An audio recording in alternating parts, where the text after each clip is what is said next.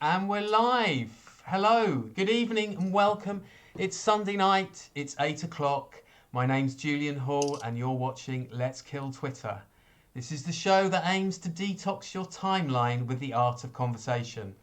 No easy task, I hear you cry, and you're right, it isn't. But thankfully, I've got plenty of people to help me tonight. I've got two fantastic guests, the comedians Josh Howie and Paul Tonkinson, and it's time to welcome back my co-host, Sajila Kershi. Oh, as if by magic. Bad time to go blank there, Sajila. Hey, There we and go. she's here. She's here. She's Hello. there. Hello, how are you? Do you remember Twitter? Just barely. Gosh, I had a nice detox by not being on Twitter much whilst I was away.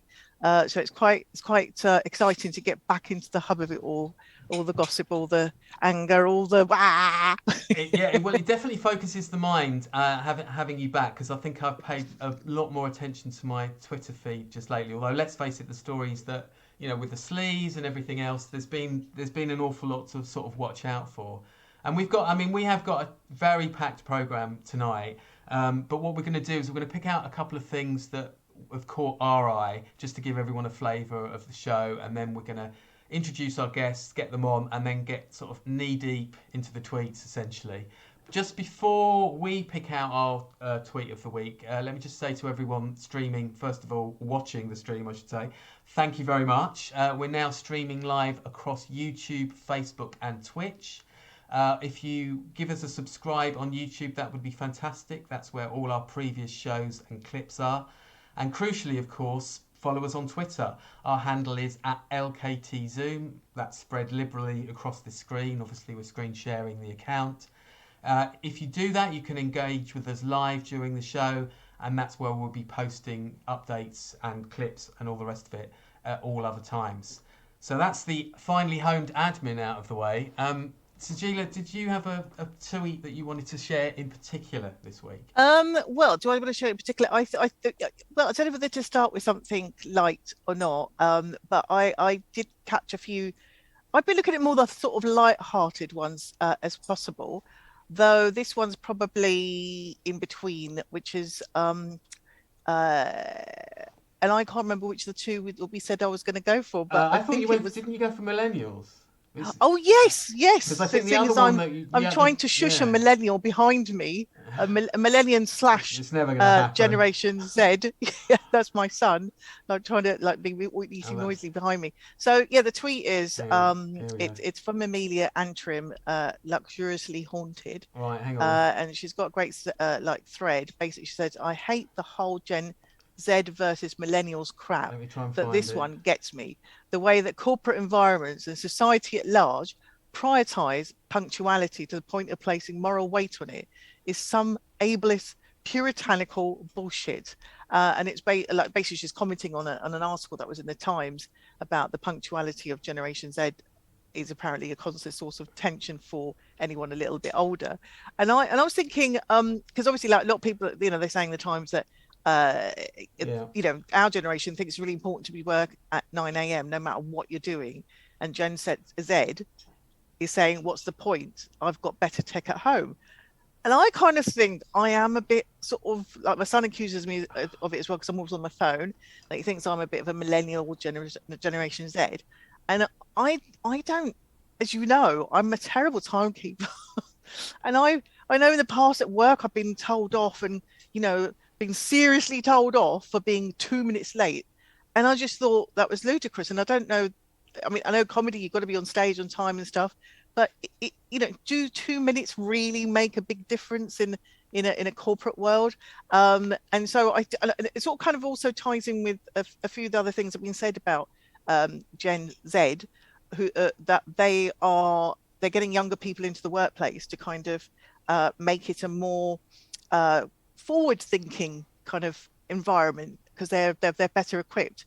And I was also comparing that to comedy because we go on about the new kids on the block, but actually the new kids on the block, they're doing all right. They're doing, they did this year's crop of the live at the Apollo, all young and fresh. And actually I was, I felt good about that. I thought that was a good thing. They bring fresh blood. But generally speaking, I do think creatives, we are we do think outside the box. So I think we are all perhaps, and put it out to our guests as well and yourself, a little bit Gen Z trapped in Are Gen. we? I don't know. I'm not sure. I mean, I've lost track of millennials and Gen Z. I mean, basically, millennials is just the term you use for all younger people now. You almost like forget about Gen Z. But so, I mean, obviously, we've had a first technical hitch of the evening because I haven't been able to find the tweet. Who's the person that's tweeted it? So the person that tweeted it, let me go back, So I can find is it. Amelia Antrim. Right. Okay. She has 913 followers. She's a co-host of Creation Cast and Oh, G5 yes, our that's right. podcast. So yeah, and she describes herself as a polybi. So I'm not sure what that is, but yeah, I mean, I'm going to follow her. I Good. think we No, should you all think follow should her. absolutely. I'm just struggling There you hard go. to I've just find followed that her. tweet now, which is annoying because I could have sworn I'd lined it up and ready. But there you go. But thank you for playing gamely on whilst that happened. Never mind. All right. Well, listen. You've certainly the podcast listeners are going to be all over that, so that's fine. I picked out the meme that's come from the House of Gucci, which is the new film with Lady Gaga, Jared Leto, and Adam Driver. And I say it in that order. Yeah, thanks, Martin. Regular view of the slow. Slick, he says. Yes, I know. I'll recover from that. There we go. And there it was all along. There she is, Amelia Antrim. I hate the whole Gen Z versus millennials crap, but this one gets me. The way corporate environments and society at large priorities punctuality to the point of placing moral weight on it is some ableist puritanical bullshit. I mean, totally get this, because we've had a lot of issues with this in terms of lockdown, in terms of people working from home and all the rest of it. So I think that's, that is added to this issue of, what they call it, on timeism or whatever it is. But yeah, no, totally. So I picked out the House of Gucci, as I say, which is so this was a shot from the premiere, and it's got Lady Gaga, Jared Leto, and Adam Driver in that order, and it's just perfect because obviously the contrast in fashion styles here. I mean, it's Gaga being Gaga essentially, and a very snazzy Jared Leto, and a very dapper Adam Driver. But it's just a beautiful meme because it's I think it's knocked off the head turner meme at the moment, because it's just the contrast is so perfect. I particularly liked a lot of the journalists who picked this up. So Marie Leconte described it as magazine features and news, which is lovely. And then Hannah Al Othman from the Sunday Times, filed copy, edited copy, and lawyered copy, which I loved as a former journo. That really spoke to me. The original tweet, I think it's one of the original tweets because everyone is quote tweeting it, from Nick Dennis, had barristers, solicitors, and accountants. So I had a little bit of fun with that, and I went for Narcos Series 1, Narcos Series 2, and Narcos Mexico Series 1. Basically to try and give an idea of the arc of how sort of showy the first two Narcos series were, because it was all Pablo Escobar, and then how relatively straight-laced the first series of Narcos Mexico was. But I have to say, Narcos Mexico does uplift, so keep watching because Narcos is fantastic. So that's a little runway into our tweets of the week. We have got a packed, I would say post bag, but that's a little bit old school to say post bag. We have got a packed selection of tweets tonight, and we've got two fantastic guests chomping at the bit to get into the Zoom room. So let's quickly run down who everybody is. Sajila, you're still on mute, so I might introduce Paul, and then I'm going to get you to introduce Josh. It's a particular pleasure to introduce Paul to you tonight because he's one of the first comedians that I ever saw when I was really getting into stand-up comedy. I used to be a regular down at Warwick University's Comedy Superstore, and Paul was one of the first comedians I saw there. Twice voted Time Out Comedian of the Year. Paul's been seen on BBC One's Michael McIntyre's Comedy Roadshow, Comedy Central's The Comedy Store, and The World Stands Up. And also, he very memorably won Channel 4's Celebrity Come Dine With Me. He also presented the Big Breakfast on Channel 4 back in the day, and all presented on XFM. His live works included joining Michael McIntyre as a special guest on his live shows around the UK, but also playing to millions across the globe. and he's performed at all the major international comedy festivals, including the Montreal Just for Laughs festival that Josh has also played. And Paul hosted the esteemed Britcom Gala. In fact, I might even have been there that year. I'm not sure, but it's a brilliant gala to play. Paul's also a regular entertainer for the UK Armed Forces and has performed in Afghanistan and Iraq, playing to 2,500 troops in 45 degrees heat. So Twitter should be a breeze. So Gilo, you're going to introduce Josh for me. I know. That's really impressive. Like CVs, guys, really impressive. Well, I'm really pleased to have both of you here and to welcome the next guest. Who the last time I remember seeing him was, I think we did a clowning course together. It's Josh Howie, who's a comedian writer.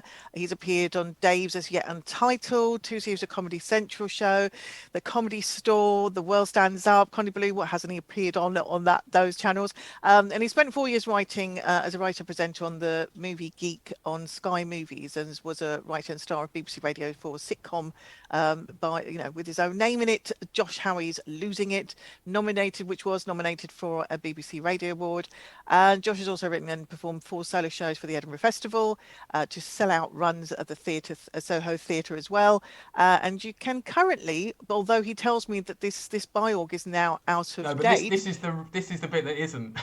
Oh, okay. So, you can be seen on Netflix comedy Hapless, which I must set my to play to on my list to things to watch, because I have an intravenous drip attached to set Netflix. The last 6 months, I've done nothing but watch Netflix. And off stage and off screen, Josh has contributed to various articles in the Guardian, the Times, and the Daily Mail, and I'm sure he has a lot to say about tweets that you've been seeing in the past week or so. So welcome, Josh, and welcome, Paul. Really good to see you guys again, because I haven't seen you for a long, long time. Hi guys, you're in the room now. You're in the room with us. Fantastic. Thank you. It's amazing when you hear your CV, you realise you've actually done stuff. Yeah, people say that a lot. It does take that. It just because it's easy to. It's quite nice, actually, isn't it? It's quite nice. I know you didn't mention Paul's book, which just won an award. Yeah. What the Daily Telegraph Sports Entertainment Book of the Year award? Yeah, that one. All right. I was going to get that in at some point, but yeah, I mean, it's just it's undeniable. It's just nice, though, isn't it? And your CV sounded great, Josh. Sounded good. You know what? It's just they left off that I do the TV reviews for the Jewish Chronicle, and that's my core audience. Yeah, that's a big one. As we're going to find out in the big time. So Paul, why don't you tell us about the book? The book is called 26.2 Miles to Happiness, a comedian's tale of running, red wine and redemption. And it's a sort of comedic psychodrama kind of exploration of me trying to beat 3 hours for the marathon. And, it's fairly funny and entertaining. I really enjoyed it. I mean, it came out just as the pandemic broke, so it all made it a little bit weird. But it's done well. And they've recently commissioned me to write another one. So I'm going to have to do a bit more running. I've reached that stage, and I don't, in fact, know whether I'm going to be able to, because I keep getting injured. So it's going to be interesting. But I'm going to write another book, and it's been great. I love writing; it's fantastic. It's amazing. And I've always wanted to ask a writer, how long does it take you to write these books? I've had a few comedians who've written books, and I've never got a chance to ask them, like, how long does it actually take you? It probably. I mean, I did a lot of pre-planning for the book, but when it came to the actual writing, I just sat down and did like 1,500 words a day. The book's 85,000 words. It was probably about 3.5 months, but I did it quite solidly, and I knew every day I knew what I wanted to write about. Very enjoyable way to live. Really, really good fun, actually, because you just. Sorry, my wife's creeping around. That's what we like. We like to keep it edgy. No, it was very enjoyable and much more relaxing than driving around doing loads of gigs all the time. So it was great. Yeah, it was really good fun. Yeah.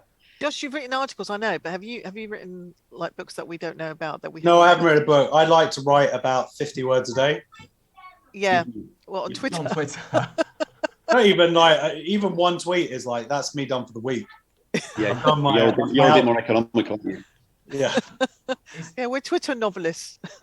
So just, I noticed that in the Observer, I think it was, that Hapless was being trailed as, and I've forgotten the journalist now, Vanessa, wasn't it? Who wrote it? Yes, it's my wife, actually. Is it? No, not at all. Oh, is that why I was trailed as the UK's? Yeah, exactly. That's why they did a nice big picture of me. No, not at all. My wife's a therapist. Much more useful. As she needs to be. As she needs to be, exactly. What was On it? the spot training. What was it? It was trailed as the UK's version of Curb. Of Curb, which is a pretty big comparison, really. It's not, but it's. I just wanted to hear that from you, Josh. That was fine. Yeah, no, look, it's not. It's got Jews in it, and that's Is that where the similarity ends? You know what? It is funny, and it's got those kind of scenarios of someone seeing things through to their conclusion. Someone who's got their own morality and is willing to go that extra level. If you are walking around with you is like walking around with a much poorer Larry David, isn't it? Yeah, it's Larry David Larry David without kids hanging out with me. I know. Well, it's really weird because everybody said when Curb came out and people were like, "God, that's so much." Not to me, but like everyone. You go online, people go, "Oh my God, that's so much like me," and I'm like, "You don't know what you're talking about." Like who? I'm the real person. You are a bit like that. Would you recommend, if you weren't in it, would you recommend watching? I would, yeah. And I like it because it's got a very English sensibility to it as well. So that's what I like about it. Is it's not, I love Curb, but it's all in LA and it's all golf clubs and restaurants. Yeah, and this is but I do have an interesting thing where next week I have to review it for the Jewish Chronicle. Okay. And so that's very meta. Yeah, totally. And I'm reviewing it. I'm not changing my name or anything. And I'm going to give it 5 stars. And I'm going to basically spend the whole 500 words talking about how amazing this guy called Josh Howie is. Of course you are. And not say that I'm Josh Howie. Just be like, this guy is the latest heartthrob. He should be leading Hollywood. And just do 500 words about how attractive this guy is. And then just leave it. And they'll be like, why? It's like Malcolm Hardy reviewing his own show in Edinburgh, essentially. Yeah, exactly. Scotsman, yeah. That's it. But this time they might publish it, which is good. There is that. I couldn't remember if that one slipped past them or not, but yeah. Is it your first acting role? I've done a few short films and some plays and stuff, but yeah, this is the first thing that sort of human beings might see. Beyond that niche audience of human beings. Yeah, but it's good, man. I had my first sort of recognition type thing. One of the dads in my school just said, "Oh yeah, I was walking past with someone else like down the road, and I pointed you out. Said, there's my mate Josh." And I went, "Oh, I think that's the guy in Hapless." And I can't tell you how warm that made me feel. You're going to be insufferable. I can't tell you how many times I've masturbated since that happened. It's going to be awful. If you become really famous, it's going to be awful. It's going to be I genuinely really first of all, I don't think I'm going to be really famous, but I might be. But I think also there's a theory about fame where your maturity level stops. I read this in a really funny book, which I can't remember, but your maturity level stops. So Michael Jackson became famous at sort of 7. It stops at the point you become famous. Yeah, and then as soon as people start saying yes to you and being nice to you, you've got no reason to develop your personality any further. Yeah. And then Ashton Kutcher, he's like 17-year-old for the rest of his life. And if you look at the cool people in Hollywood, like John Hamm and George Clooney, they made it in their sort of late 30s or 30s, 40s. They'd spent 10, 15 years as waiters. They knew what reality was like. So did you get famous when you were a kid then? Because you don't seem to have developed. My point, Paul, is that if I got famous, hopefully I would be less of an asshole than I would have been 10 or 20 years ago. Like I would still be an asshole, but I wouldn't be as much of an asshole. I think there's some truth in that as well, because actually, I am an asshole. No, there is. We have these conversations in car journeys where the younger, when you have like a younger comedian getting through really quickly, they can't handle the fame or that recognition or all that kind of accolade, and it just they can go a little bit crazy. And the ones that have like been around for a while and then get their break, I think they've got a bit more grounding, and it's very easy if you're young and impressionable to get caught up by all that kind of recognition, the fame part of it, the money. It can be not everyone. That's not everyone. You might not remember, but there was a guy who got very famous quite quickly, and then just Jack Whitehall, his name was, and then he just he sort of had a breakdown, and then that was it.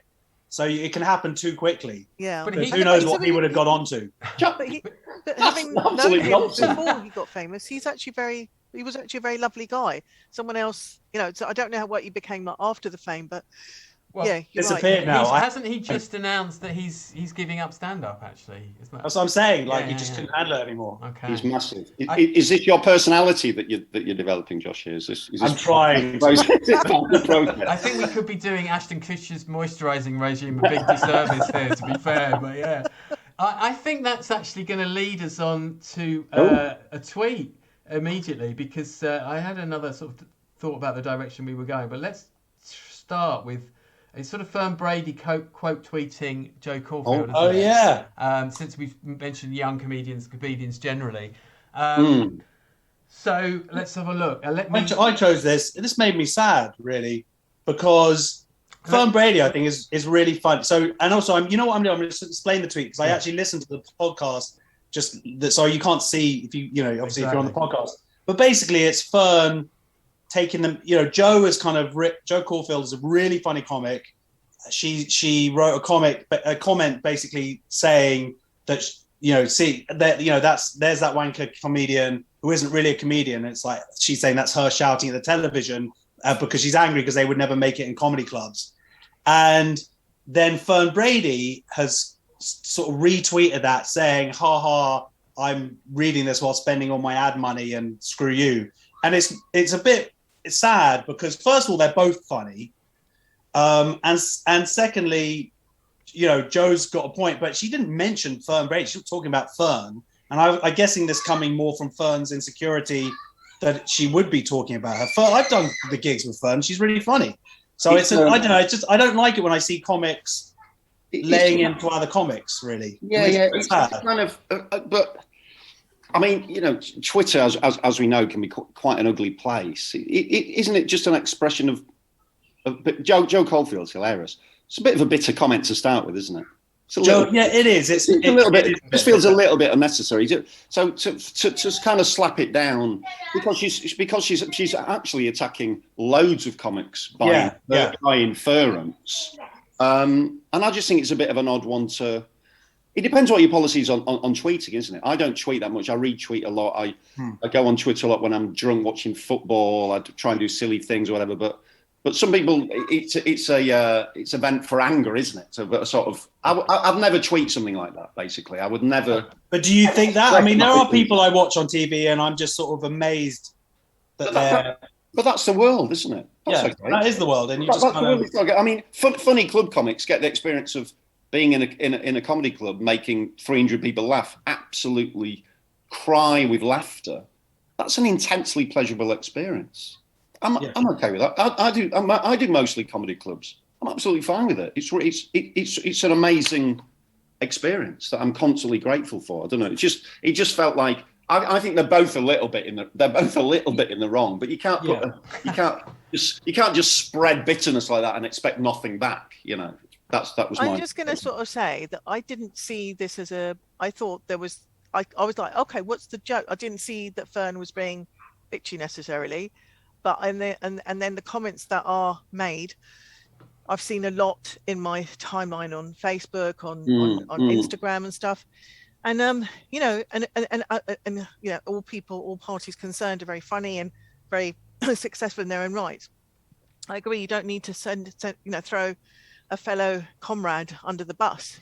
And I do think that we've got to get over this culture we have, and like I said, we seem to see it a lot in backstage, green rooms, car journeys. It is a bitter.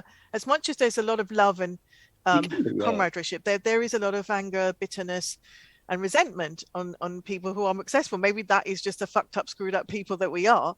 But I just think, well, can't we just be a bit more? Certainly in the last year, it's been like I've genuinely enjoyed watching people, comedians, creatives, doing stuff.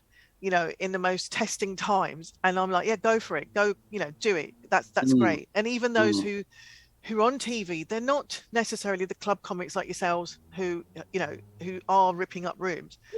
But maybe there should be another genre. They're not. No problem with it at all. Was it set at that time thing there? Does that mean it was set at 12 p.m. Ferns, or what? There's a time thing on the tweet. I don't know, day. It was like yesterday, I think it was, or something. 12 sort of p.m. Does it? I'm just basically working out whether Fern was drunk when she sent it. Because that's a completely different thing. It's such a dangerous scenario, isn't it, to be drunk with a phone? I mean, it's like that you could end your career. You could. I mean, there's so many possibilities now, isn't it? Do you know what I mean? You just almost speak need to Andrew Lawrence. That was, I think, was just a late drunken tweet. I really think that just got absolutely. You almost need a kind of. There's that line in Sideways, isn't it? Did you drink and dial? It's like we need D&T. Did you drink and tweet? Because it's a very dangerous area, isn't it? And a very valid point to make on this program. So out there, please be careful with alcohol and your phones. Stay sober, folks. Well, can I just quickly ask before we move off this? Is this a sort of tension between Edinburgh comics and club comics, essentially? Is that what it is? Yeah, is that it? There might be a bit of that. We certainly live in a climate where you look at some of the bills on Live at the Apollo, and a lot of them, are more sort of Edinburgh acts, and the club acts are like, they can't cut it in the clubs, stick them on at 10:30, try and follow me. But it sort of doesn't. It's not really that important. Some club comics make it through, and the audience is sort of they make their own decision, really. They make their. I mean, like Live at the Apollo 10, 15 years ago was basically a lot of club comics coming on. And it was on Saturday night on BBC One, BBC Two. It's now on Monday night on BBC Two. It's marginalised itself through the choices it's made. There's no need to be bitchy about it. That's just a fact. It's reduced its own audience. Let's not be deluded. Let's be honest. The quality isn't the same. When it is people who've been doing stand-up 20, 30 years, and now the people on it, and I'm a gigging stand-up, but there are people I've genuinely never heard of who barely seem to get through the 10 minutes, and it's a very much weaker thing. And the fact is, Off the Curb have got a policy. Or the book, it's like you have to fit into certain categories. That's just real.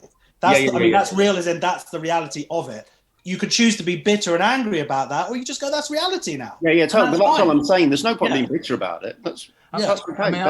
I do feel that maybe there's some space for some kind of reality show, bring back the Jongleurs format and employ people to start throwing bread rolls at comics just to see how they get through that. I don't know. Give it a bit more life. But, I'd never begrudge anyone anything in the industry. It's there's just no point. Make your own pie.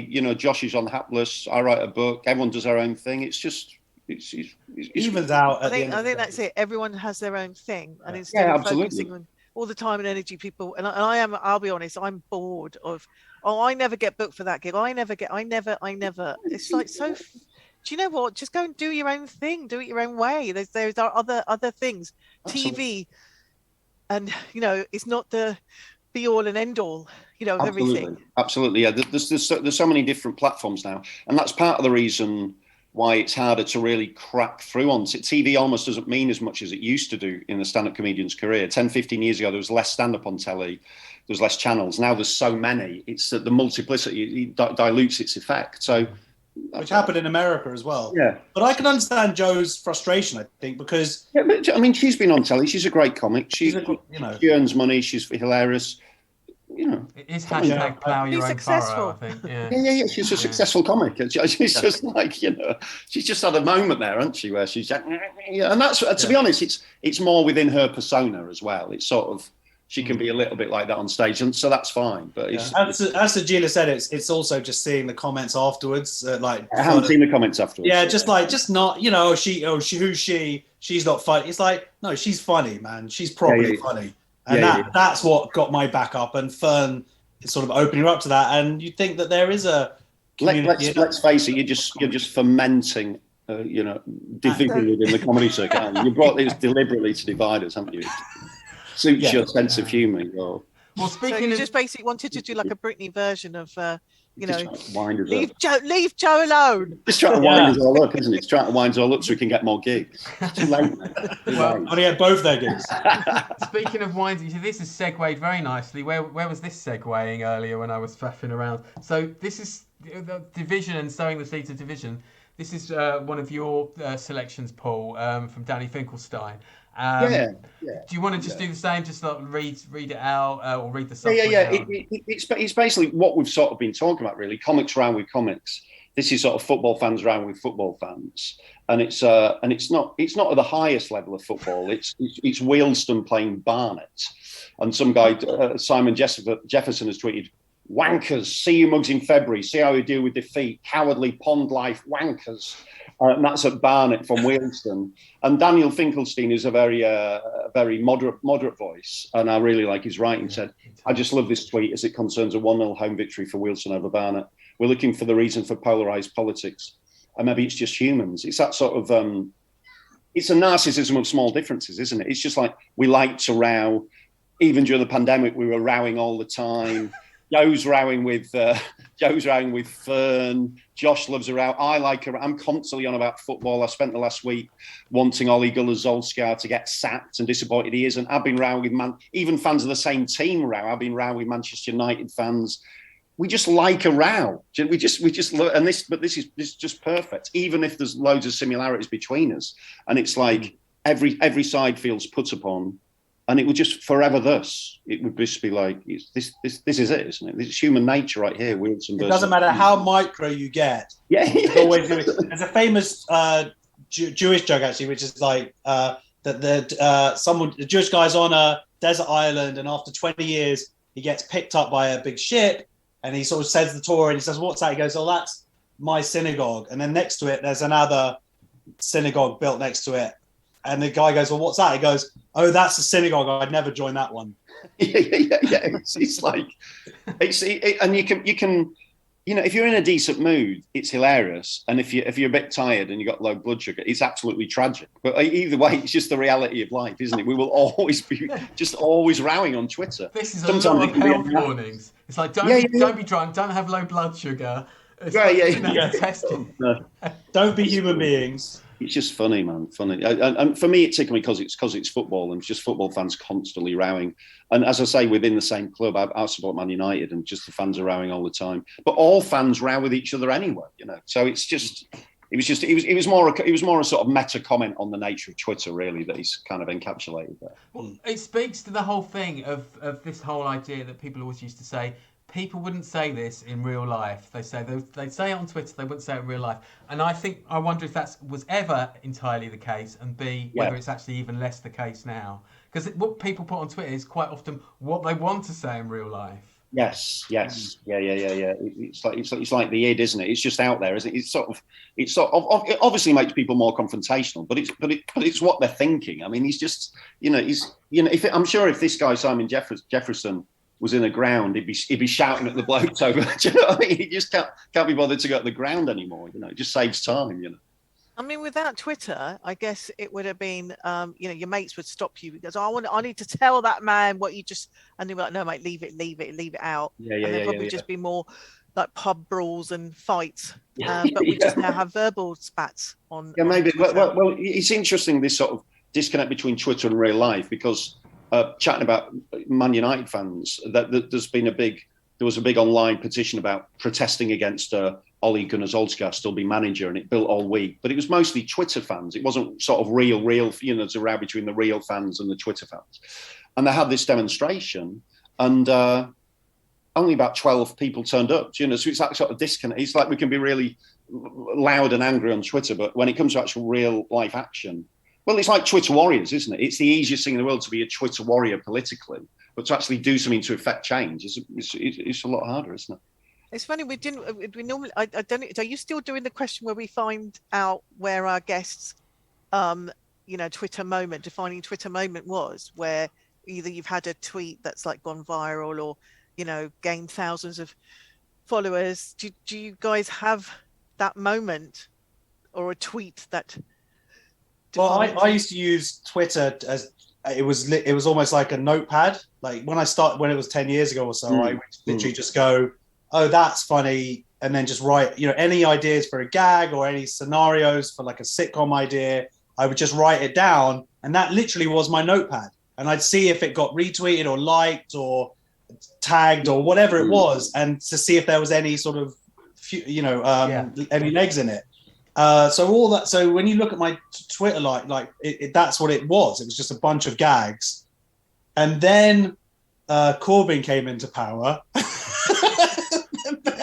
and then it's just descended into this hellhole of anti-Semitism over the last 5 years. Yeah. It's a nightmare. I want to go back to just writing stupid puns and silliness.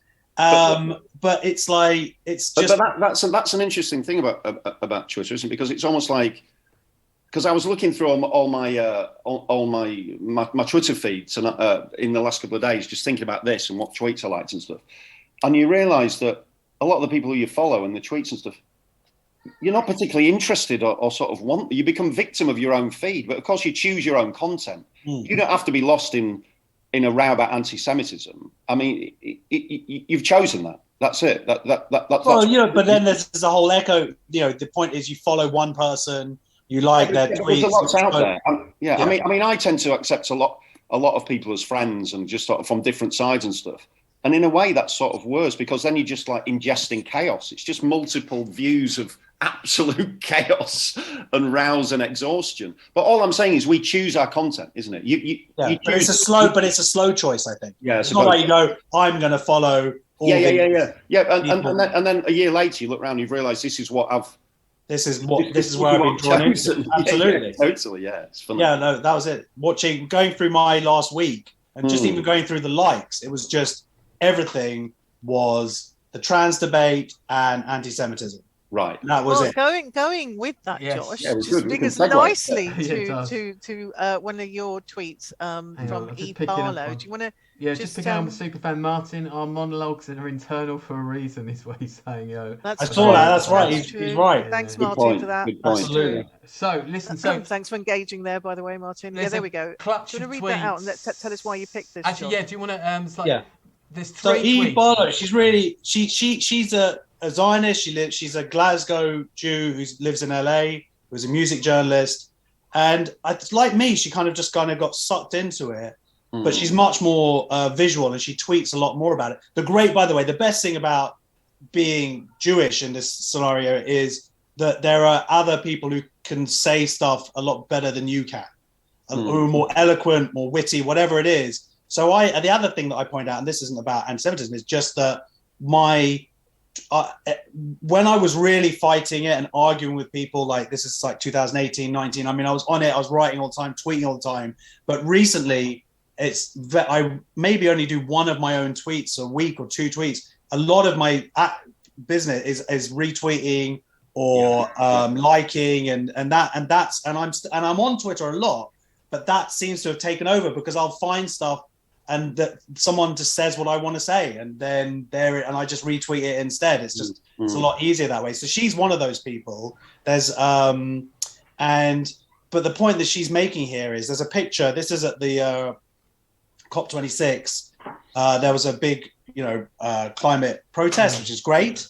Yet, a big contingent of that was a lot of Palestinian flags, and this particular sign saying like "clean up the JNF," and you're like, and this person's made this point where the emissions for Israel of CO2 is 0.18% of the world.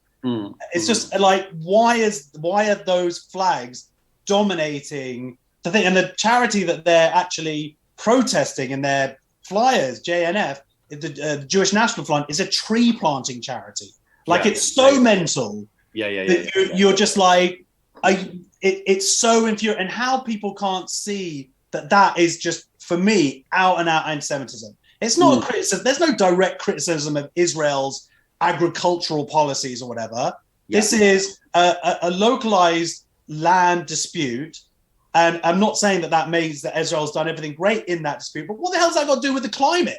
Like when you're bringing that into every other protest movement or whatever. It's like, why are they not protesting China or India, the biggest countries who are actually putting out CO2 into our atmosphere at a climate protest? Yeah. It's just, for me, that's pure anti-Semitism. It's a bit tokenistic, isn't it? It's just totally sort of slammed in there. Do you know what I mean? But no, like what you know, you protest, have a protest, great. And protest Israel's actions, great. Why are you there at an environmental protest? Like Jews and Israel is like the reason why it's everything is the whole world is. It's like 2 for 1 though. If you're a protester, isn't it? It's like you do the environment and the Jews at the same time. Do you know? I think they're also just lazy. It's like they've got their one flag, and it just means they can go to any protest. Yeah, of course. They don't want it. It's like not changing your underwear. Get your Palestinian flag, just go anywhere. Yeah, you know, that's what it is. And everyone's tight on money. That they go out and buy new stuff. Like so, pure laziness. Still got that. Let's just use them from last time. That's all it is.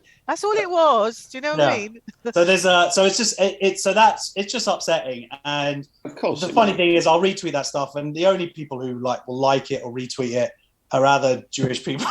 No one cares. Well, yeah, I mean, this is the problem because I see what you're saying. So, for example, Extinction Rebellion get a lot of flack from people saying, why aren't you protesting the Chinese embassy or wherever it might, or fundamentally the Chinese embassy or what's perhaps now the Indian embassy as well. But and then they say, well, because Britain's done. They're always reminded what Britain's done in terms of emissions But then they're like, well, it's not so much charity begins at home, but they say we have to still clean up our act and all the rest of it. And this is an adjunct to that. This is British people protesting in a British city with another agenda. So even though you'd absolutely make that point in terms of, like you say, when you retweet it, no one's going to see the logic of that argument because if they've already picked a side, as it were. Well, I mean, there's no side. Like I mean, people have their opinions, but I guess the reason why, and this goes to the nature of Twitter, and when I was arguing a lot, it was like, it never was about trying to convince the people I was actually arguing with. And I'd go on these threads and they would just go on and on. I was like I'd be in like 10 different threads at the same time. I was absolutely mental, right? And it was not good for my mental health. No. Was this as well as being a dad? Was this as well as having a dad to five kids? Yeah. Five kids. Yeah. So, and then if anything, maybe that was why I was on Twitter. I was like, I don't want to deal with you. This is easier dealing with a bunch of like far left cranks for the most part. And but I always felt like, first of all, saying something was enough, was a part of the point, just to say, here is the other view, but you would never know who would actually be reading this stuff. And then occasionally I would get a really nice email from my website, like, thank you, I didn't really feel like I knew enough to be able to comment this, but so you don't know who sees this stuff. But I would get like death threats and hate mail, but that's a different thing. But that's because you're famous now, that's why. Yeah, no, this is pre-fame. Although they did try and do a pile on the Corbynites, did try and get me about a year or so ago, after I put out the tweets about Corbyn, and they found a joke that I wrote like 10 years ago, which was the Gaza Strip. Like, do they call the Gaza Strip? Is a Gaza Strip a Brazilian that went wrong, or something like that? Like, and actually, it turns out a few other people have come up with a very similar joke, or something. Yeah. But they were just like, how dare and this is one of those things that I'd write around. I'd be, thinking, oh yeah, and put it down on my phone. And they sort of found this thing, and like this was this big gotcha moment. I was like, well, first of all, I'm sorry because it's not a good joke. That's why I feel bad about that. It's a club joke, isn't it? Yeah, it's a club. It's just a club. It's not a great joke. I think the only thing that I actually winced was because I'd written ladies. Is it that something like that? And I said ladies is something weirdly I sort of somehow gotten a bit weird about. But I would say women now instead of ladies feels more pejorative somehow. That at least the language changed in the last 10 years. So the only thing I felt bad about was using the term ladies. I didn't care about the joke, and it's not a good joke. That's why there's a reason why some club comics don't get on the Apollo, isn't it? Yeah, using the word ladies. Yeah. But the point I wanted to make was, and this is what I really would love to say, and this is if anybody is watching this, and please to understand this, is like when all the fighting and all this thing was going on with Corbyn and against Jewish people against Father, you got like, I thought maybe Israel has got like the special department, maybe there is something, whatever. And I've been in it now for a couple of years, and it's about a core group of about 20 to 30 like Jews in the UK who are like me, like, you know, just normal Jewish people who have probably a bit more time on their hand, who were seeing what was coming out and seeing like Holocaust denial on the far left and just seeing some mad stuff and just going, wait a minute, no. And it's so mental to me to see how, you know, Tracy Ann Oldman and Rachel Riley probably are the most famous of those people. But this person, Eve, there's a guy called Lee Kern who wrote one of the writers on Borat. And there's a few higher profile people and lots of just very normal Jewish people who like parents who would be at my kid's school or whatever. And it's like, there's no coherent movement, like we're all part of a gang. Like now I've met some of them in real life, but it's about 30 people. That is what it was, standing against the sort of far left Corbynites who are probably number between 50 and 100,000 people. So it was like in the middle of it, in the sort of 2017, 2018, 19, it was mad. Like it was just like the feeling the numbers and stuff, and you'd tweet something and get like 2 retweets, and then they would, but you know, hundreds would come and attack you. It was like the disproportionate up because there's so few Jews in this country. Anyway, it was just mad. So I just wanted to say, you know, of course I could be like some Mossad agent who's been told to say this, and there really is a department of Jewish media, whatever, and I'm one of the members. But you could believe that, or you could believe that there's about 30 of us who are just normal people with kids who are tweeting in between putting our kids to bed and whatever, who just reached a point where we were like, someone has to say something to counter this narrative, which is just bullshit.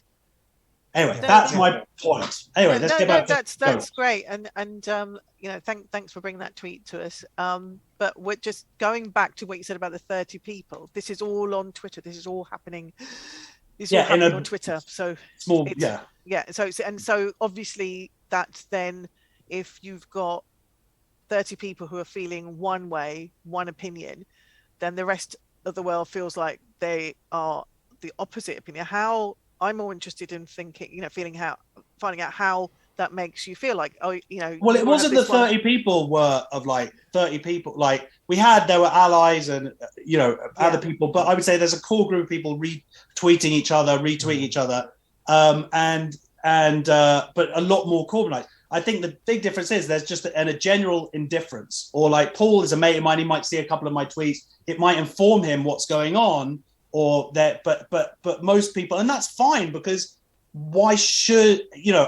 For me, it's just about getting out the fact that there is this fight going on, you know. And I don't feel like that means that the whole country is anti-Semitic or whatever. It just means within Twitter, which is predominantly, I would say, a very small part of the world, though, isn't it? Yeah, absolutely, it's a very small spot. But in this little part of the world, which contains actually a lot of academics and people and comment, and that it felt very one-sided, the debate, as such as it was a debate, and it was actually worse on Facebook because it was people I knew, and I don't really like talking about it on Facebook, because when the election happened, I was literally just, it was so horrible. People I've known for 20 years, people, you know, and I'm trying to be nice about it. I try to explain, I'd send people things like, look, you may not, because it's a very complicated and quite boring subject, I imagine, if you're not that into it, but it's complicated. And so I'd have to send like these links to people. Like, yes, but exactly. So I reached out. You did. Paul was one of the, because he saw that how hard it was really. And in this world of comedy, which is like a tradition, the majority of a leftist group, and I consider myself part of that. I've always voted Labour. Traditionally, my parents worked for Labour, so it was really hard. People, you know, people blocking me and abusing me. It was so nasty and horrible. The whole thing. Paul did. Thank you. That was so nice of you. You were like the only person to actually reach out. And bad there comedy must have been more. people. There must Bad. No, bad you were. That was it, mate. You were the only one. But he's disturbing. But then you were my only friend, so why would anybody else? It's disturbing how much worse it is on Facebook, and I think it's because you know those people more than you know. People you've had a drink with, or whatever. So it's more sort of social community, isn't it? It's sort of, it was really, really hard and really horrible. And I think, Josh, you kind of raised a really interesting point. Like on Facebook, it might be worse, and it's your friends and it's your colleagues who are not. Obviously, I wasn't aware of this. We're not. I wouldn't necessarily have thought there was anything happening with you. But you're friends with Paul. But I've also have found that there is a pile-on even from our own industry of what is pylons are awful, and I don't like it. I think it's bullying. I think it's bullying and it's nasty. And it doesn't matter what viewpoint you have or what way you're coming from. Every person has a right to be heard, which is hopefully what we hope this show was to do, so that people have that kind of pylons become performative in themselves because they're piling on for each other to show. So it's like when you're getting attacked by a gang and it's the little kid comes in from the outside and tries to. They're not piling on just to have a go at you. They're piling on to show to their mates how they're piling on, and so the whole thing escalates. And then it starts, and then it'll go to, we need to back off because I've heard they're not mentally well at the moment. And then it just gets worse. They start inferring people who they disagree with are mad, and then it just goes on and on and on. It never ends. It's awful. It's distasteful rubbish, Oh, you're bad people. Right. I mean, let's. I mean, I know it just escalates. But I got a tweet about ducks, haven't I? Yes, because I've got that up. I really like that one. Here we go. This is slightly less controversial, and it's just I'm into running, and this just made me laugh. Mark Rimy's just like he manages to be funny about running, which is quite a difficult thing to do because running's inherently can be quite a tedious and tiring activity. It's very anti-Semitic as well. He's incredibly anti-Semitic. Yeah, he runs with a Palestinian vest, and he's a duck ran the New York Marathon last week. There was a marathon, and a duck famously ran it, and there's footage of this duck running it. So he's just put together. We know that runners tend to bore. Everyone who knows who runs a marathon tends to tell all their mates about it. And then this is just a little joke about the duck telling all his mates he's run a marathon. It just tickled me. It's just a bit of fun, really. Yeah, I mean, you wrote a book, so you don't even. You literally. I took it even further. Yeah, you really go to the pub. To ducks. Paul just goes to the pub, slams his book down on the table, and just says, "Read that." That's talk. We don't have to talk about it anymore. About the marathon, yeah. So can people read the book instead of running? Essentially, then is that a big? Of course they can. I mean, it's. I think people who like running obviously like it, but Josh has never run a marathon, and no. So it's fine. Paul did inspire me to try and run, and I put a photo up of me. I should find that tweet. There's a photo I put up of me after running half an hour, where I literally was going to die. I was so angry because I was Paul's book was it's such a beautiful book, and it was so inspiring, and I was like, I'm gonna support I'm gonna heal myself through running. And then I did it, and literally every step I was like, fuck Paul, that cunt, what an asshole. I was so angry with him, like it was so horrible. It's great to inspire people so much. It's great. It's moving. But how many marathons have you done? I don't like to talk about it. 7. Yeah, my brother's doing Snickers now, aren't they? 7 is good. It's all here in the UK or to be honest, 6 in London because I'm quite lazy, and London Marathon's fantastic. And then I did one in Yorkshire, which was brilliant as well in York. But London Marathon's incredible. It's amazing. But you don't have to run a marathon. It's fine. Did you wear a costume? No, thanks. No. Although in my first one, I was beaten by people wearing a costume. I have experienced that of people, in like full armor, sort of running past me. I've had that, but I managed to get a bit faster in the end. So yeah, it's good fun. It's a laugh, but it's just funny to see a duck in the middle of it all. And it really did run the whole thing. Like it can run. No, apparently the duck ran the whole marathon. Apparently, that's amazing. God, that makes me feel really bad. The trouble is that at the end of the marathon, when they put the foil round it, probably thought it was going to be cooked. This is a really lean bird. Yeah, delicious. Yeah. Oh, that's brilliant. So listen, I mean that's nice and light-hearted, but we've still got plenty of choice of things that aren't light-hearted, and I'm not. We'll make them light-hearted. Oh, we'll do it. What about the Simon Edge? Well, that's tweet? we've got a choice between vaccine and gender, or we could talk about wine.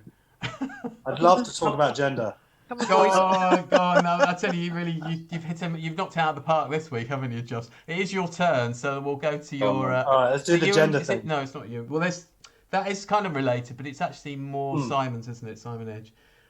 Who's Simon writing for? Simon Edge. Yeah, I don't even know. There he is. There he is. It's the voice sanity in the Twitter hellscape. Okay, so he wrote "The World Is." Yeah, and he's written a book too, Josh. He's written a book. Yeah, now making me feel terrible. Right. Look, this the point of this is right. That. So let's just read. I'm just going to quickly read it out. Every broadcaster. So Simon Edge's tweet runs: every broadcaster, commentator, politician, or policymaker using the expression LGBTQ+, which is now obligatory at the BBC, should be asked 2 questions before they continue. 1, Q stands for queer. How do you define it? 2, what does the plus stand for? And this is in the wake of stuff going on at the BBC. But the last thing I read about that was the head of news, Fran Unsworth, telling staff that they would have to cope with things they didn't like to hear.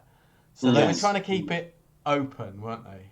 Yeah, positions that they like, maybe men shouldn't be in women's sport or whatever, for example. So this tweet, just this expression LGBTQ+, and I actually heard it. I went to America a couple of years ago, did some gigs, and I was out there, and was what people say. And you just go, yeah, okay, it's LGBT, it's LGBTQ. Like, you do it because you just want to be a nice person, and you want to be inclusive, and you want people to feel validated into their identity. And what's the difference? Like adding a thing on, except for the fact that it's like, actually, what do these things stand for? This person that has pointed this out. Q stands for queer. Now, what does queer? Now, there's a few problems with this, my understanding of it. First of all, homosexuals, who maybe you guys know some, that's a joke, do certainly ones who I knew who grew up in the 80s, 90s, queer was a derogatory term. So that has now been kind of the idea that's been reappropriated by reclaimed, yes. People. Yeah. But that used to be a derogatory term and not a nice word. And a lot of gay people I know who are a bit older do not like it being used, at all. For start, that's number one. Number two is, what does it mean, queer? And within this whole debate now, queer is literally, like, there's someone was talking about, I heard on the podcast saying that they were, this woman was tall, so that she self-identifies now as queer. Like that, like the point is, it just means anybody, it's a self-IDing thing, which is part of the what's going on anyway. But now it's like, I saw Sophie Hagen saying, oh yeah, I'm queer. I mean, have you ever gone out with a girl? No. Have you ever had sex with a girl? No. Have you ever kissed a girl? No. Oh, but I'm queer. No, you're heterosexual. It's become a kind of, you're suggesting it's become a kind of affectation to denote. Absolutely. And she said it in this interview I read, said exactly this. Oh, I hate the idea of being a boring straight person. Right. So people are putting themselves into this, a genuinely marginalized group of whether that's trans people and lesbians, gays and bisexuals, and just like, because they don't feel interesting enough or their personality or whatever. Isn't that part of it? I mean, obviously there's generationally, sort of our generation feel a little bit different and try to understand this. Isn't part of it because we define it as a sort of like a mode of rebellion almost, doesn't it? It's just like, we can't get on the property ladder, the job for life's gone, meet my girlfriend, she's called Kevin, and she's got lovely genitals. Do you know what I mean? It's just a bit. Are we not meant? That stuff we don't understand. That's what I'm saying. No, you could be right. That there's certainly this idea, I think, of what's going on with gender and non-binary and things like that. That it's definitely related to it. But when the BBC and in their style guide, and this was covered in this 10-part documentary Stonewall, which is amazing, which is made actually by the BBC. Oh yes, I've heard that's fantastic. Yeah, it's brilliant. And then that becomes the common usage, but it just goes through under the radar. And just like the same thing the BBC in their style guide has said, that the definition of homosexual is someone who's attracted to someone of the same gender. That is a big difference. Yes, that means that a lesbian if they attract someone with, or someone who identifies as lesbian is now gay, but they have a penis, like it throws everything up, and people aren't really online with the difference between sex and gender being self-identifying and sex being your biological sex. Homosexuals, I know, they are attracted to someone of the same sex. Yes. And that's a massive difference. So so that's like queer. What is that? So it's like, it's such a broad thing now. And secondly, the plus makes it even more so. What is the plus? Does anybody know what the plus is? The plus is literally now everything. Yeah. Like everything. Like it becomes so broad, it becomes meaningless now. So what is the plus? Because I mean, I've got one, a BAME, right? But I'm not sure that I actually ever agreed to the BAME. I never got the memo. Well, a lot of people don't like the BAME. Yeah, but it's like, so am I now the plus? Could I possibly plus? No, well, that's different because that's ethnicity. Do you know what I mean? It's like if I've done some of the aforementioned that didn't make someone queer, I could be queer. And I'm just putting this out because it's a discussion that we obviously don't see often. We've Julie and I have spoken about it many times about how we would broach this, but genuinely I think there's just not enough knowledge about how we're changing these things, because I was just joking, so I haven't got the memo, but I don't know. I want to not offend someone, but that's the start. Let them be who they want. But so Julie, the crazy thing is that the people who use this title have forced this through. They don't define it. That's what's so mental. So on this Stonewall podcast, they interview this guy, Ben Cohen, who is head of Pink News. And they ask him to define certain things like Two-Spirit and things that are under this umbrella. And he is like the expert. His organization is built around promoting this ideology, and he couldn't define it. That's how mental. But they people who are fighting for this stuff are pushing stuff through without having a definition, yet expecting that stuff is going to be kind of written in law. But the BBC has pushed back from that as well, haven't they? They've quit. They've moved themselves on the Stonewall thing. Yeah. And what you've also got to realise as well is that this sort of over concentration on language and self-ID and stuff, it's pretty fringe, and aspects of it might manifest, might not. But most normal people just don't really. They don't care that much. Even that term "normal" is like no longer an acceptable term to use. Yeah, but I know, but we all know what that means. I'm not even saying normal. I'm just saying the mass of the populace. But they don't care. They don't want men in girls' toilets. They don't. That's when it becomes a problem. Most people, I'll call you whatever you want. I just don't want you walking into my daughter's changing room and freaking her out. Do you know what I mean? It's sort of whilst I understand, and we also said that earlier, that Twitter isn't the rest of the world when it comes to like percentage of people on Twitter, and I understand where you're coming from, and I think there's been hints of this issue coming out into the mainstream media. When Keir Starmer had to talk about Rosie Duffield, but it's sort of smatterings of it, and maybe if you follow political programs, you're getting more of it. But there's a battleground going on inside, whether it's the BBC or the New York Times, and it's the older staff versus the younger staff, and that schism is going through a lot of these institutions. And I think it's marginal. I still think it's quite. It's only an opinion. I still think it's quite marginal. I think that if you over focus on it politically, it's over. I think if you over focus on it, the mass will just. I think they're just not having it. That doesn't. And it's not because they're prejudiced. It's just they just cannot be bothered with it. It's just like there's a basic sense of like if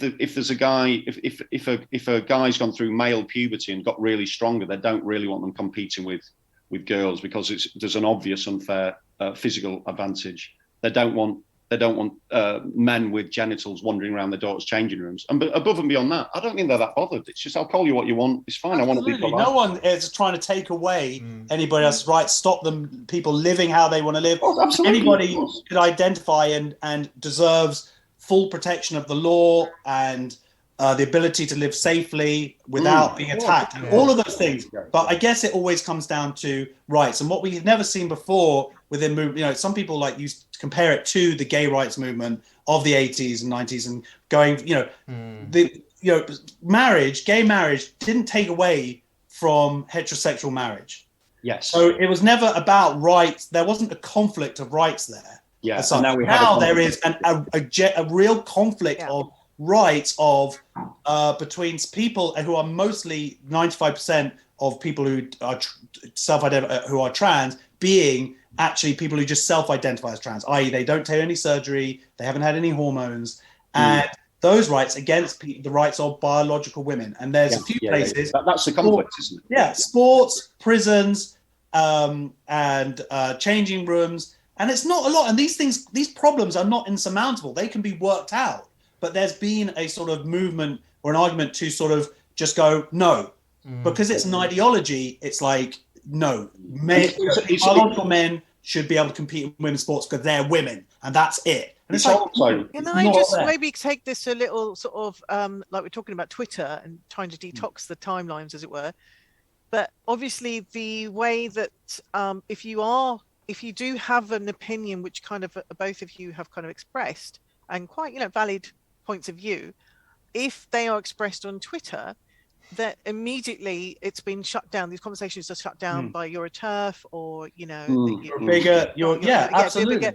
And obviously, if as a belonging to minority groups, and you made a really interesting point at the beginning, saying that it's deliberately putting yourself into a marginalized group, having been when you belong to a literally a marginalized group, it is not a pleasant place when you've had the worst of it. So why would you willingly want to join that? And I just wonder, this complete shutting down, not allowing this space to have that discussion, is that perhaps thwarting the movement in itself? Is that actually creating the marginalized? Absolutely, Gina. You're right. But Stonewall, their motto has literally been #no debate.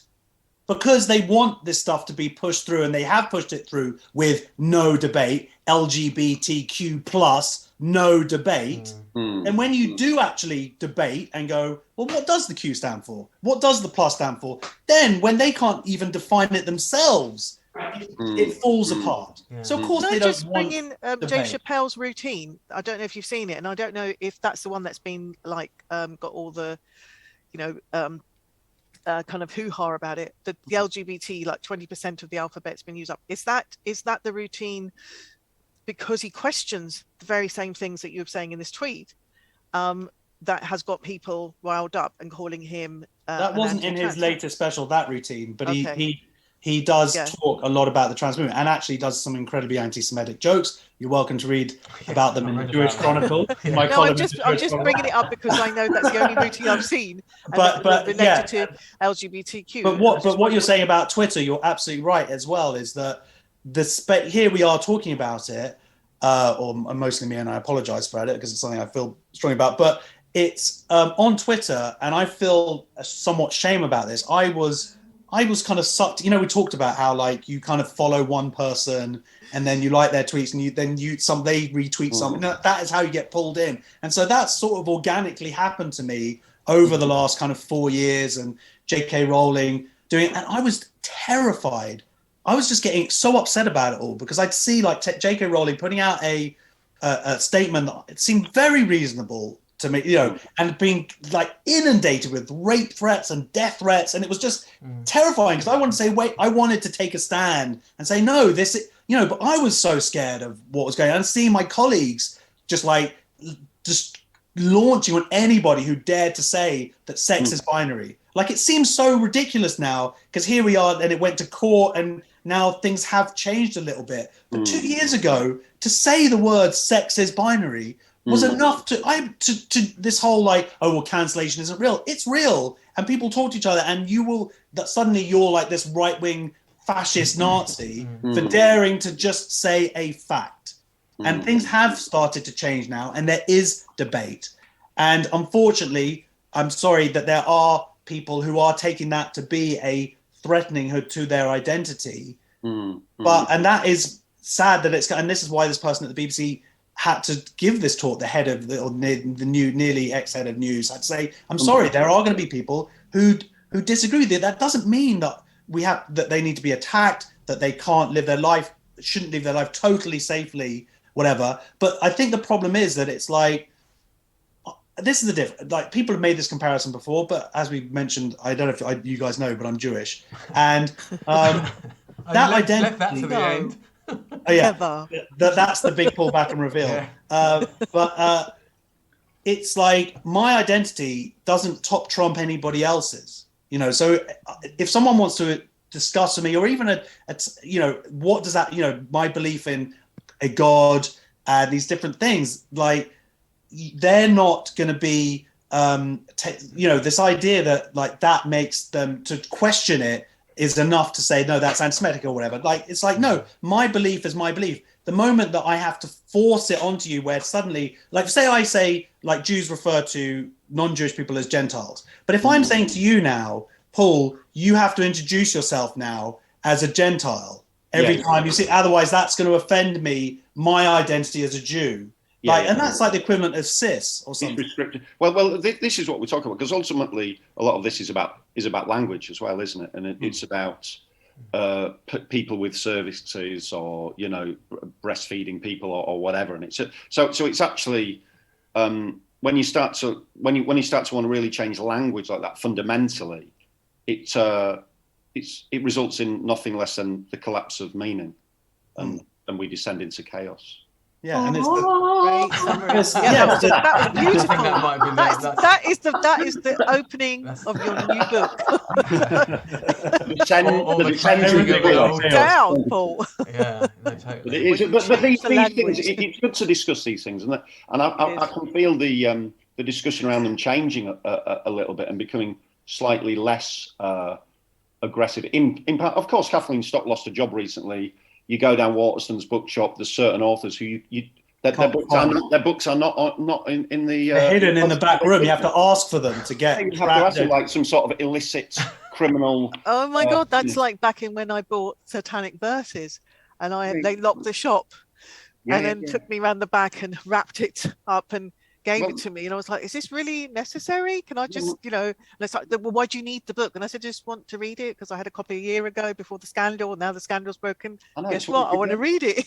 But you try and buy a book by Kathleen Stock or Julie Bindle in the local Waterstones down in Crouch End. It's not on the shelves. It's not in the window. You've got to ask for it. It's crazy. See, this is quite scary when you said, Josh, it's like, I know it was you, Paul, saying that it's literally says no debate. Like, don't want to come out with, like, this is it, no debate. And then you can't buy a book, books which are so necessary for us to understand and make sense of the world. It's so important for future generations to be having that, to be able to read different, not just being an echo chamber. It's not just this issue, it's just, with all the things that have been coming up tonight, in a very real position of, like, perhaps, losing the freedom that we enjoy as comedians, because everything is, going to have to be a lot more thought out. And I don't know about you, but I certainly don't want to be in a world where I have to constantly, check everything that, I'm saying. I feel it's, I don't know whether it's my imagination or because I'm innately optimistic, but I feel it's starting to soften a little bit. I just feel it's starting to reach a space where there's a bit more chat. I don't know, in some areas. Maybe it's just me, but I don't know. I think it's starting. There is a shift. Things like the BBC. I think there is a shift. Just a slight. And it is good to be careful about the language you use. Absolutely, you don't want to offend anyone unnecessarily. You don't want to. It's not really about. Yeah, that, I mean, also just make the point that obviously, people watching will be like, well, there's no voice, there's no alternative voice necessarily in this quad that was putting a of course, putting a point of view because they might be trans or queer or however they'll term themselves. But I think the debate I hope it is softening, because there are lots of debate on Twitter that remind me of the scene in The Prisoner, and I'm not actually a fan of The Prisoner, but there is one scene in The Prisoner which just seems to define Twitter and debate, which is when he gets up in court and he's about to say something and the whole jury get up and shout, aye, and they shout him down completely, and it's like, wow, it's all Twitter debate. And some debates, let's just say, some debates are more like that than others, and quite often it's like that it's someone doing it on behalf of someone. As well. Well, what's interesting about social media is that people end up not wanting to get into these debates because of pylons and fear of social exclusion, etc. So they end up skulking around on direct messages, do you know, on the DMs. Do you know what I mean? Or like you get people supporting each other on DMs because why invite abuse? But that's no good, really, because it's ultimately no good. But it just shows what a toxic environment is. What I did is because I got into this thing because weirdly I was just your default lefty comic, that's my. And then when the anti-Semitism happened, there was so little support from people on the left, and then just accusations of being some sort of Mossad or Israel agent or far right person, and seeing that, and it just, for me, it was like the blinkers came back to, wow, if this is how my side, seemingly my side are treating me for just pointing out, if it was the hypocrisy that just absolutely did my head in. And if people had just gone, if even Corbyn had just said, you know what, I can totally see that's problematic, I'm sorry, I've got to look, he couldn't do it. And his supporters can't do it. He has to be the most anti-racist person in the world and a perfect human being and all this stuff. Rather than, we all make mistakes. We all have assumptions. We all hopefully grow. But to sort of pretend that we're these fully formed, at this particular moment, we are perfect. And the far left, because they were the community of the good, couldn't just go, this is wrong. I've got a blind spot here. And then they double down and they double down. And suddenly that's what takes you down these conspiracy theories of like, oh, well, the EHRC is now investigating. They're obviously enthralled to Israel. And then, and it's like, then Jews really do control the world because then look at what happened to Corbyn, rather than, and anyway, the point was that because I got sucked down like that and kind of, it sort of nullified me a little bit to then take a stand earlier, maybe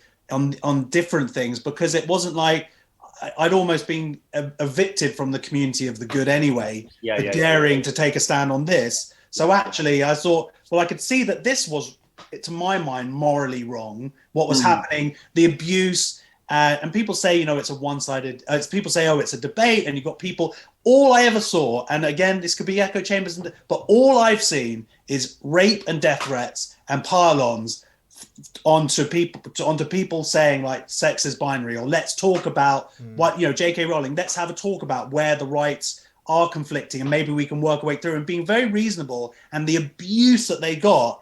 And it was like, okay, I'm going to take a stand also for this because I'm burnt anyway. So what's the difference? Right. That was that, that's why. Maybe we all need to get burnt so we can stand up for, when we see alternative. That.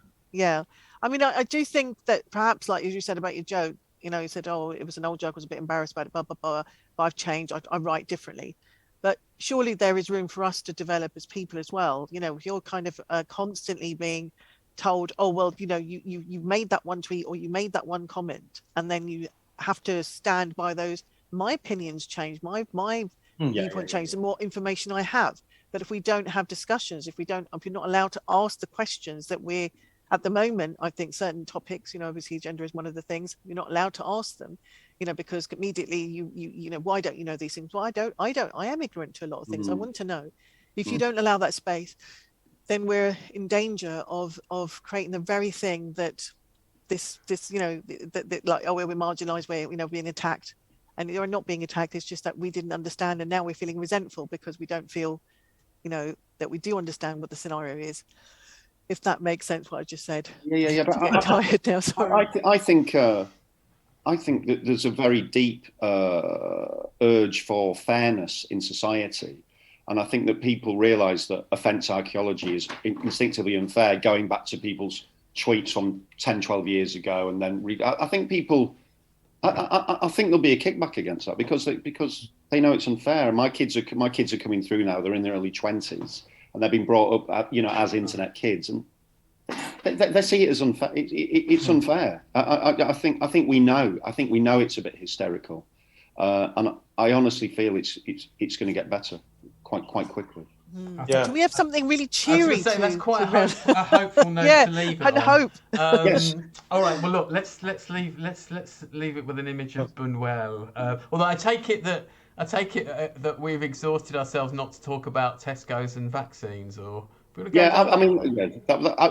found that quite comic actually. The way that they that was hilarious. This Tesco's advert, which is actually quite a. This might not be the best tweet about it, actually, but I've shopped in Tesco alongside other brands my whole life.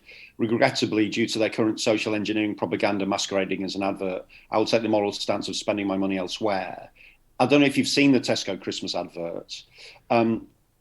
It's quite a defiant advert, actually. It's an advert of like they're not going to stop us this Christmas. There's no stopping us now. We're going to have a great Christmas. We're going to do whatever we can to have a great Christmas, as a reaction to last Christmas.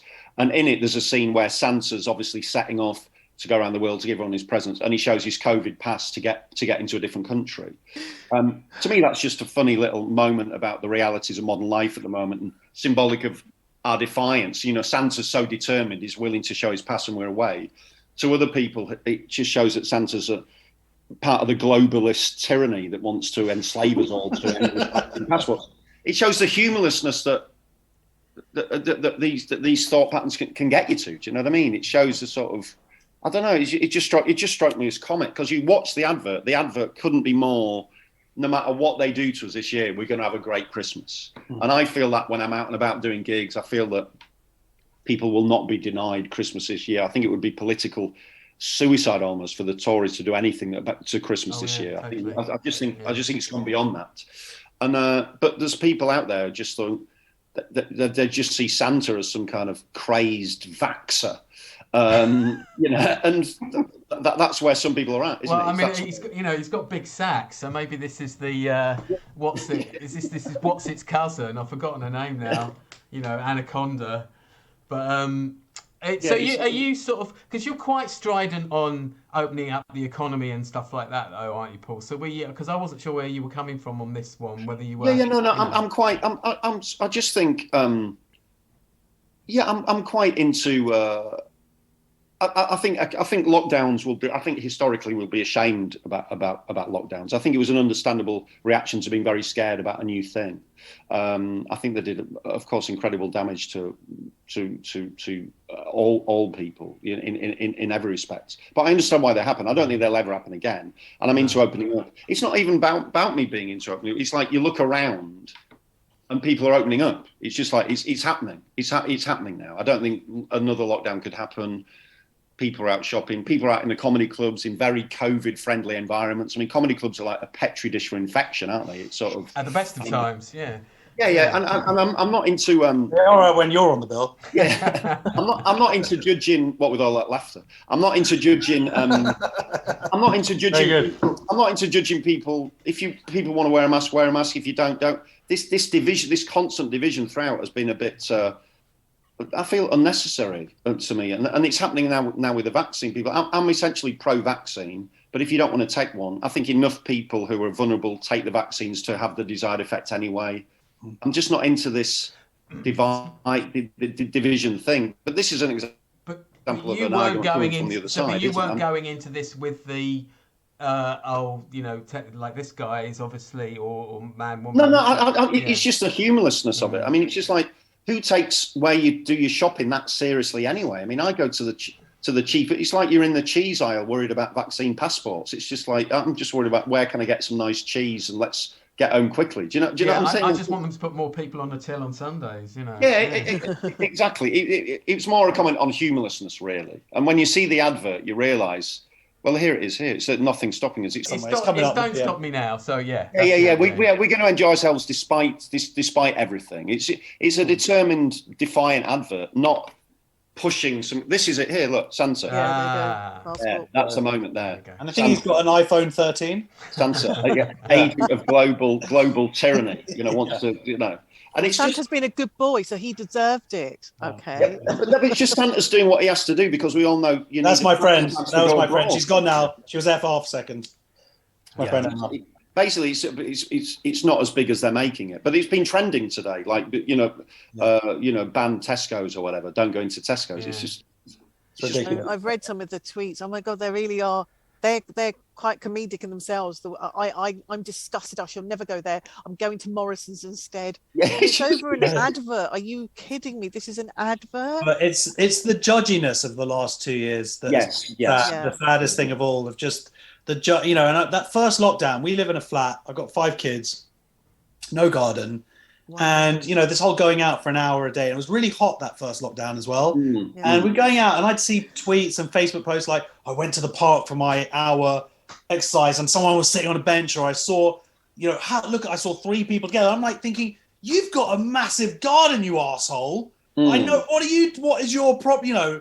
I remember one time I went out to the park with the kids and and the police like moved us on because we'd been there like 45 minutes. We got a 2-year-old at the time who can't exercise. I mean, it was so mental. It was crazy. It was horrible. It was so horrible. Judgment, yeah. And just no, I was just laughing at Martin's Santa. That's very funny, Martin. Very good. That's good. Yeah. So let's finish on Paul's Bunuel. I need, because I wanted this explained to me anyway. I mean, I know Bunuel, but I just to be fair, you'll probably know Bunuel better than me. I mean, I studied drama at university. Yeah, I didn't get this. What is this? Diana? This is a new film called Spencer about Diana, and it concerns Christmas. I think it was Christmas 1992 when the affair between Charles and Camilla had just become public knowledge, and she was starting to unravel. It's a film in like sort of the style of like Madness of King George type thing, but it is a bit more sort of mainstreamy than that. But basically, really, it's just I just wanted to say. It's a decent film. Did you watch? You see? Is it out? Is it? Yeah, I saw it last week, and I just really enjoyed it. I mean, I'm interested in the royal family anyway. It's a little bit pertinent with stuff that's coming through about Meghan, etc., who models herself a little bit on Di. But it's a sort of a character study of Lady Di as she's unravelling and failing to relate to the royal family. It's got quite surrealistic, sort of expressionistic moments, and it's quite a sort of, for a mainstream film, it is quite daring in terms of its form. And I just really enjoyed it. It's basically is she good? Is it? Because she looks she's brilliant. She's fantastic. Yeah. Who is it as Di? Really? Okay. Pardon? Who is it playing Di? Kirsten Stewart. Oh, right. Okay. She looks like she's washed up from HMS Pinafore on that photo.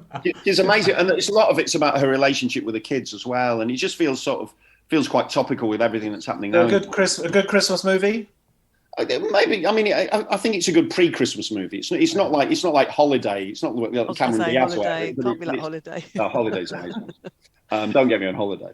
But oh my God, but it's all I'm saying. It's a great film that people aren't necessarily talking about. That's all. Oh, that's cool. All right, I'm going to check. That's why Twitter's good, isn't it? Just gives you a little. Absolutely. You know, I've got so many good book recommendations, films, TV shows. Yeah. You know, all coming from Twitter. There are absolutely positives. Yeah. Everything good and everything bad's in there. You've just got to sift through it. Yeah. So. I think that's a nice way to, like, there's so many positive things we've got from Twitter. It's probably a nice way to end. Yeah, just not this. Your recommendations, guys, out there. But for me, it wasn't this week, unfortunately. I was like, I need to put in a positive tweet. Like, I was just going through. I was like, has nothing good happened this week that I've seen? Unfortunately, not. But there are weeks where I will write a joke. Yeah. Oh, well.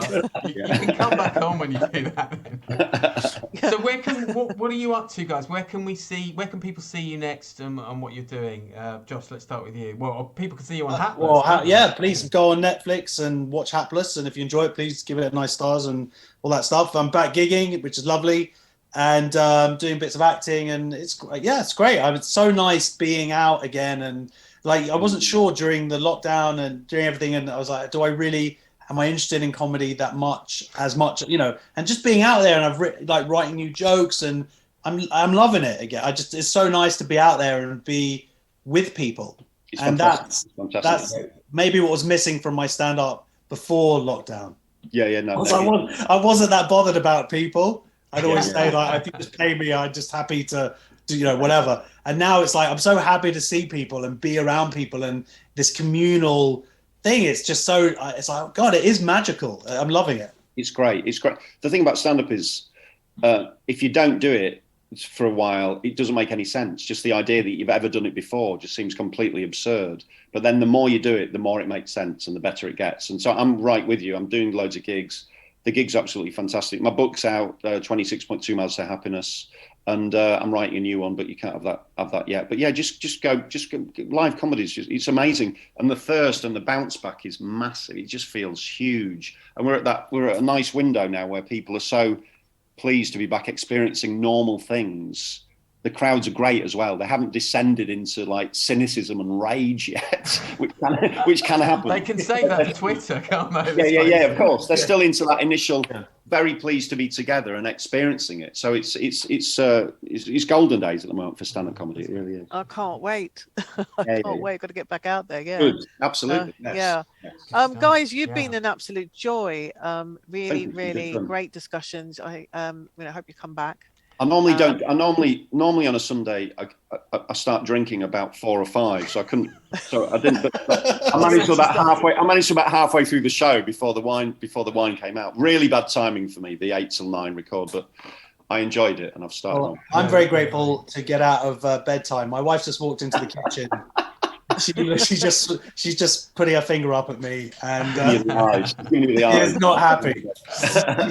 Well, wish you all the best of luck with Hapless. I'm going to start catching that up now because it's obviously got time to watch it, and good luck with the book sales. I'm going to leave it to Julian to wrap up, but thank you so much, guys. Thank you. Yeah, It's really been lovely, really, even if it's only through Zoom, it's been really nice connecting with you. You've got a great backdrop. Oh yeah. Thank you. It's not real, by the way. This isn't my microwave. This is a fake microwave. Yeah, well, I live in a flat as well, so I like to go have a garden. That's my garden.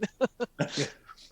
See, I seem to be, I think my camera is sort of like, it's gone soft focus somehow, so I think it's like I'm being heckled by my own camera. So guys, thank you so much. It was like totally full to brim. It goes to prove that when we're back to 2x2, it's really hard to keep it to an hour because there was obviously so much to tackle. I mean, we haven't tackled a lot of those subjects before on this show, so inevitably, it was all bets were off there. So listen, guys, stay back in the green room momentarily so we can have a proper non-streaming goodbye. Meanwhile, I will say goodbye to the people that have watched us on the streams. Thank you so much for doing that.